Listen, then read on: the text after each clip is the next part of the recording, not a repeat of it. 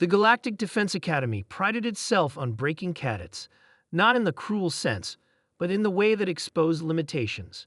For a coalition of 87 species, standardization was vital. Each recruit had to understand their biological ceiling.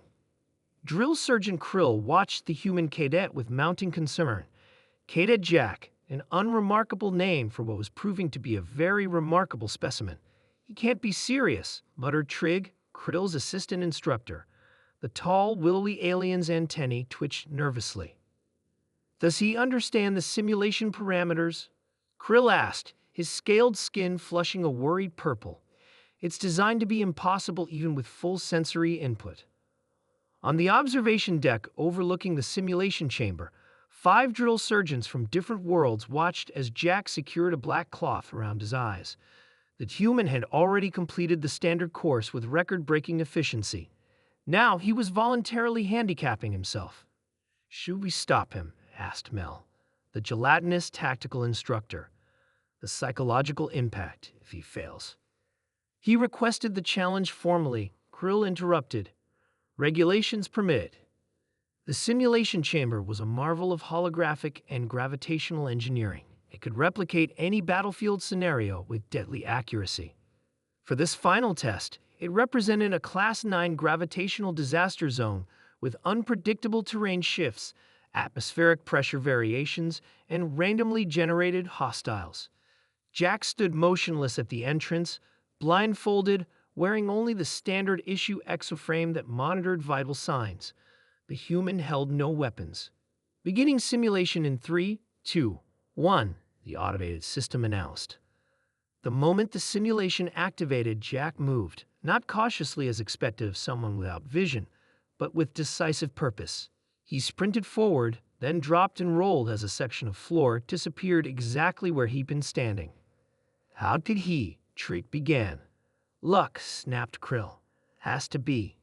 But it wasn't luck when Jack dodged 3 more collapsing platforms, or when he sidestepped a holographic projectile without breaking stride. "He's feeling the vibrations," Mel suggested, jiggling anxiously.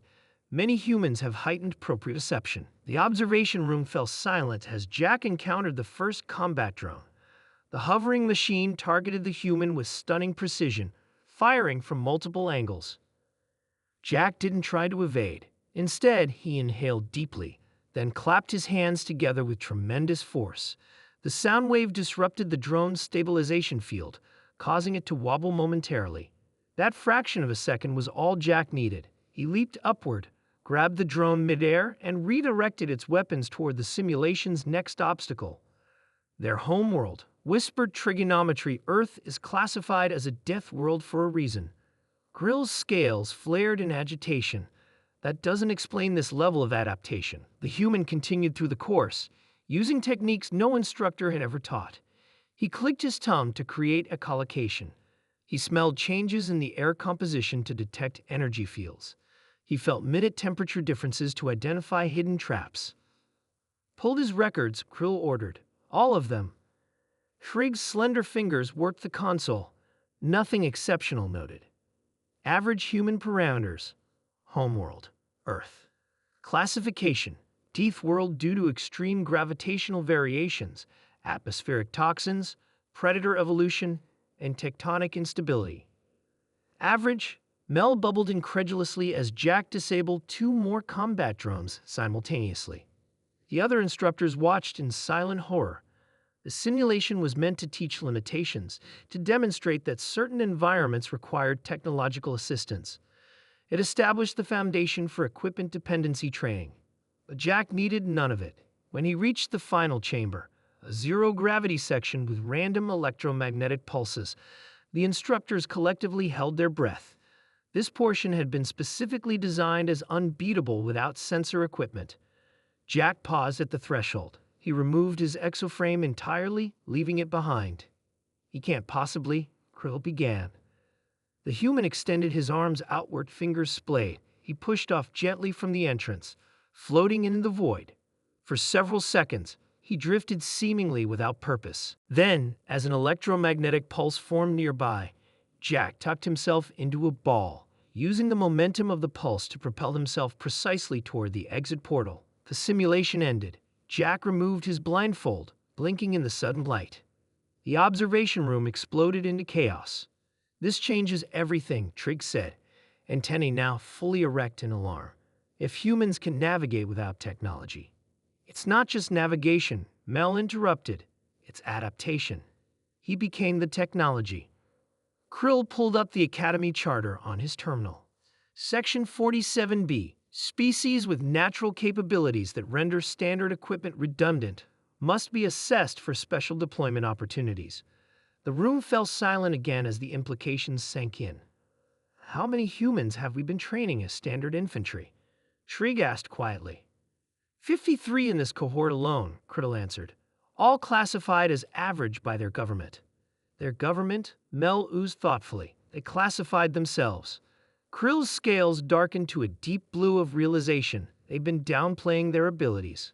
In the simulation chamber below, Jack stood casually, stretching as though he completed nothing more strenuous than a light jog. A small smile played across his face as he glanced up toward the observation window. "Contact High Command," Krill ordered. "Classification review, urgent." And he hesitated, eyes fixed on the human below. "Find out exactly what average means on Earth." Later that evening, when the human cadets gathered in their barracks, Jack was greeted with subtle nods of approval. "Did they panic?" asked his bunkmate Tom. Jack grinned. "Complete meltdown. You should go next week. Try using only your sense of smell." "Nah," Tom laughed. "Let's not overdo it. Remember the briefing. Gradual revelation of capabilities to prevent galactic panic. Besides, I heard the Admiral saying they're adjusting the curriculum to accommodate Deathworlders."